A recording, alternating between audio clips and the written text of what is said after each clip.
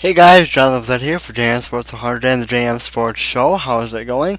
NASCAR fans, I am here for you. This is a little bit later than what I wanted. I'm sorry. Stuff ended up coming up today.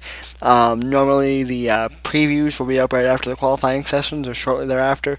And normally, I get a chance to watch practice. I didn't really get a chance to watch much practice today. There is more practices tomorrow, but I am going to go through the starting lineups and the point standings and stuff.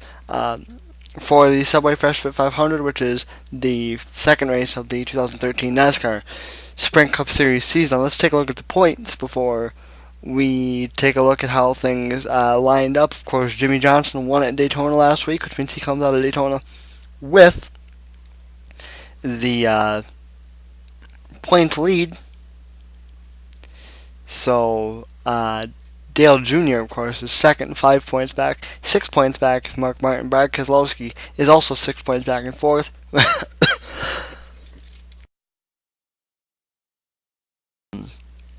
I apologize, I'm still trying to get over my cold a little bit here.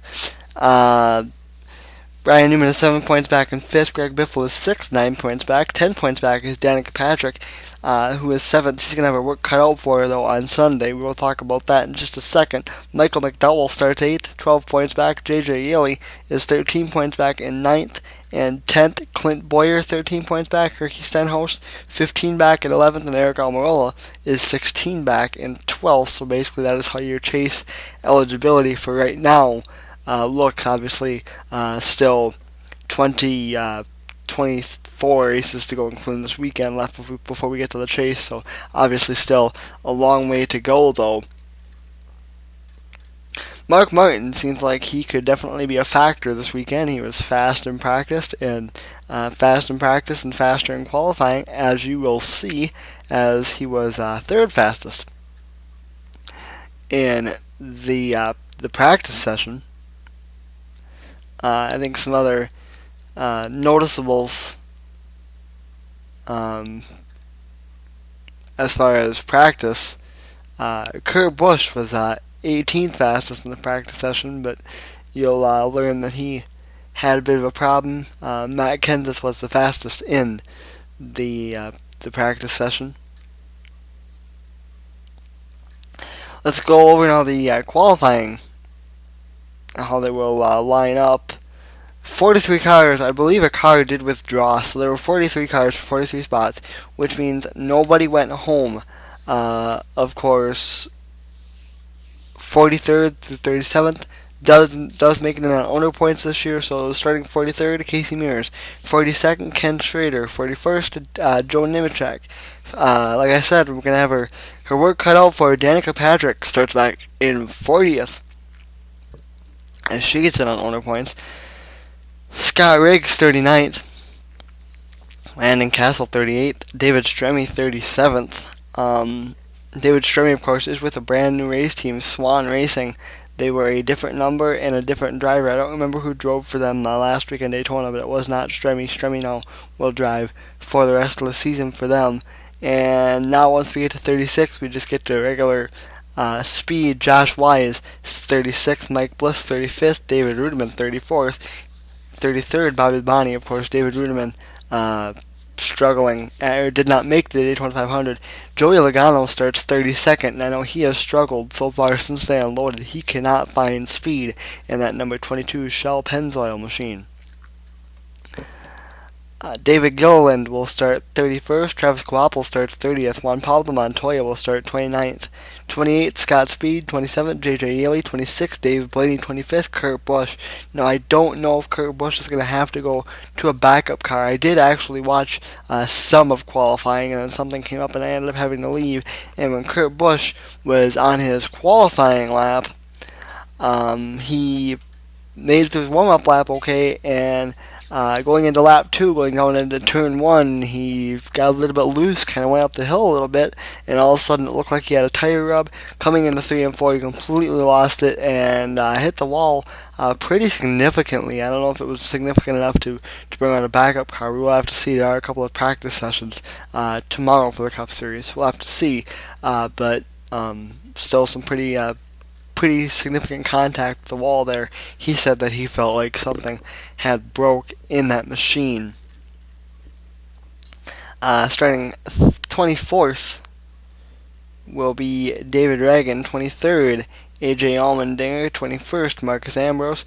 22nd, Marcus Ambrose. 21st will go to Dale Earnhardt Jr., who has said he's had a struggle on his car the whole weekend, pretty much. He's still trying to learn how to drive it.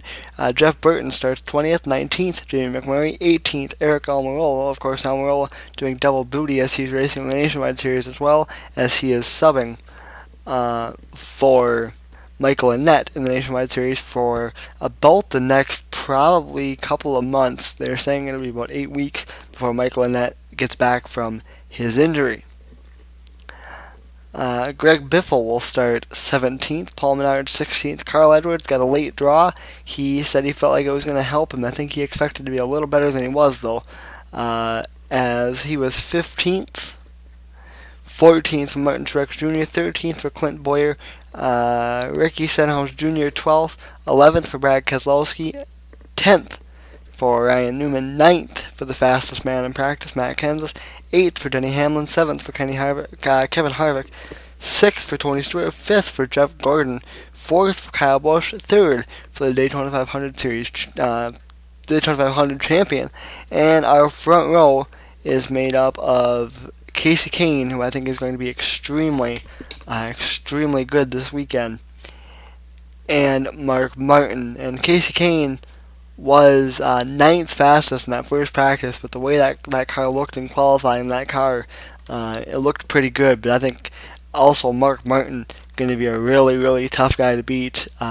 From what I've heard about practice, and I did see a little bit of the replay on speed, and during qualifying his car was just solid. He was not having any issues. A lot of drivers were getting loose on entry, and Mark Martin he drove a pretty race car. So I think he's going to definitely be a really strong car to watch on Sunday. So he becomes the second oldest pole winner in NASCAR Sprint Cup Series history. A record that he actually I apologize. I think there's a mistake somewhere. I need to maybe I'll correct what I just said in the annotation, but according to this, what the information that I was given from somebody else was wrong. So, yeah, there you go. Let's give you the time where you can catch this race. And I know this one hasn't been very good. This is the first preview that I've really done all year, so I apologize for that. I will take a quick second to tell you that the Nationwide preview will be up tomorrow, hopefully a little more on time. 1 o'clock Eastern Time on Speed is when the Nationwide Series qualifies. As far as the Subway Fresh Fit 500, by the way, with the Subway Fresh Fit 500, it is 500 kilometers. It is actually 312 miles, 312 laps. I think this is a really good setup for a race, and I really like Phoenix. I like the racing at Phoenix. So, yeah, I think we're in for a good show. 1 o'clock Eastern Time is the drop of the green flag on Fox.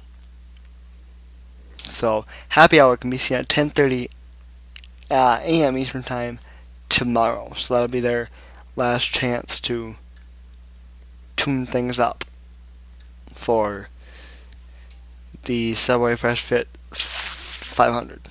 Is that right? Yeah, that's right. So anyway, guys, be sure to check it out. If this is the first NASCAR video that you've seen from me, go back and watch some of the other stuff. I promise I'm better than this. I'm kind of doing this on a whim. Like I said, I haven't really... This is the first NASCAR preview that I've done all year. I'll get better as time goes on. Don't forget, so I'll have the Nationwide preview up tomorrow, and a Nationwide recap, and a Cup recap up on Sunday. So be sure to check all that out. And also, for you regular sports fans, or just sports fans in general, coming up in just a little bit, I will have JM Sports Picks for your Saturday. But until then, I am John Limazet for JM Sports 100 in the JM Sports Show. I'll see you guys later.